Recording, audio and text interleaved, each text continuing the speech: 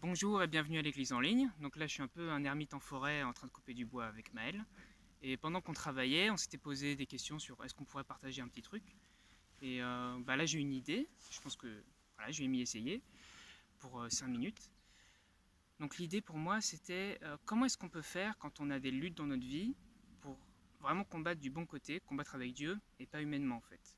Et professionnellement, dans la communauté, dans notre famille, on a souvent des luttes qui sont contre nous, forcément. Hein. Ça, c'est le cas de chaque être humain. Et ce qu'il faut savoir, c'est quel est le bon positionnement, en fait. Comment est-ce qu'on fait pour combattre avec Dieu et donc être sûr qu'on fait un combat qui est fluide, qui se passe bien, où au final, on essaie d'apporter quand même le royaume de Dieu sur terre, et on n'est pas juste là pour défendre nos propres intérêts. Et je pense que la base de ça, c'est tout simplement Israël, en fait. C'est Dieu qui montre tout avec Israël. Et ce qui est puissant avec Israël, c'est qu'ils avaient des signes forts pour montrer que Dieu était avec eux. C'était pas juste une croyance en fait, Israël. Les Juifs, ils avaient juste une immense colonne de feu qui était près du camp, ou une colonne de nuée. Et donc c'est pour ça que quand ils faisaient des choses fortes, quand ils sont allés combattre la ville de Jéricho, etc., ils étaient assurés que Dieu était avec eux de base. Pas seulement parce qu'ils y croyaient, que c'était une fantaisie, ils se sont dit tiens c'est pas mal de croire en ça. Non, c'est parce qu'ils avaient un prophète qui a fait des miracles, parce qu'ils avaient vraiment des signes très clairs. Donc ils avaient plutôt confiance dans le fait qu'ils avaient un Dieu très puissant à leur côté. Donc ça, c'était le premier point où ils savaient vraiment que Dieu était à leur côté pour combattre. Le deuxième point, c'est quand ils ont combattu, ils se sont focalisés sur Dieu et pas sur l'ennemi. C'est-à-dire que quand on est face à des luttes, quand on est dans des luttes, souvent c'est l'ennemi qui donne l'ambiance de la bataille et du coup on se perd dedans et on peut oublier Dieu. Quand c'est mon patron qui m'engueule au boulot, je pense peut-être plus à Dieu, là, je pense peut-être plus au travail et à mes intérêts et au travail que je fais bien et lui il le voit pas, etc. Toutes ces choses-là. Donc on est dans cette mauvaise mentalité, je pense. Alors que quand on est dans un combat avec Dieu, c'est plutôt je regarde à Dieu, qu'est-ce que Dieu me dit de faire.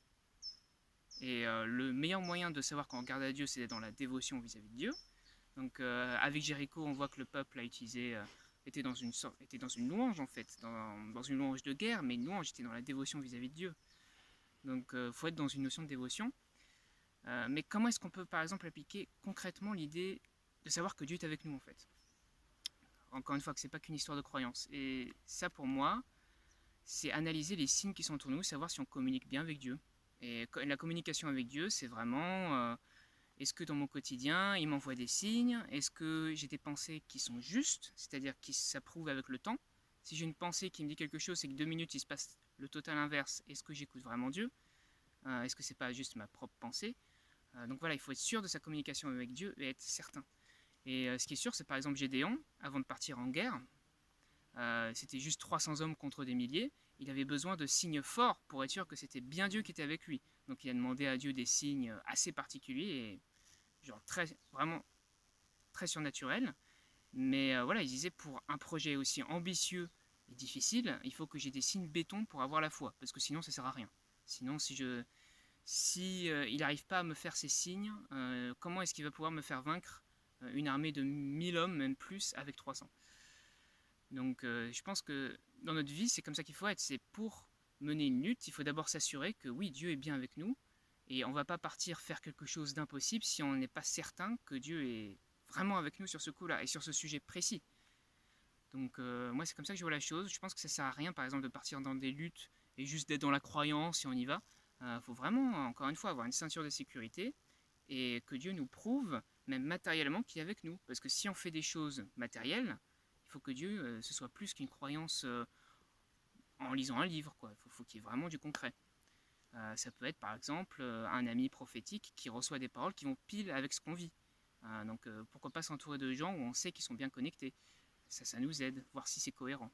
Donc je pense que c'est comme ça qu'on avance vraiment avec Dieu, qu'on fait des combats efficaces, parce qu'on sait du coup qu'on fait le moins d'efforts humains possible et qu'on base tout sur Dieu, puisqu'on sait que c'est lui qui porte toute la situation, on l'a bien vu, il nous a, grâce à des signes clairs, on a bien vu que c'était le cas.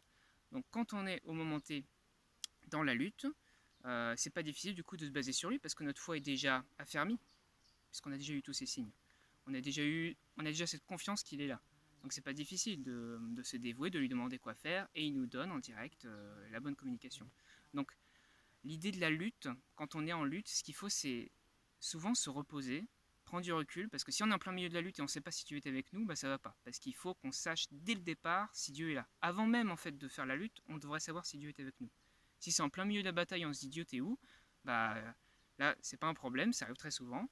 Il vaut mieux se mettre en pause, considérer ce conflit comme pas si important pour l'instant, on va un peu en retraite, et on laisse après Dieu nous guider, mais dans l'intimité totale. C'est-à-dire dans notre chambre, dans notre solitude, on s'assure qu'on est bien connecté à Dieu, et ensuite, à l'extérieur, une fois qu'on est bien aligné, qu'on est bien confiant, on peut repartir dans les bonnes luttes si Dieu nous le demande. Si Dieu ne nous demande pas de repartir dans ces luttes-là, surtout, il faut éviter. Voilà.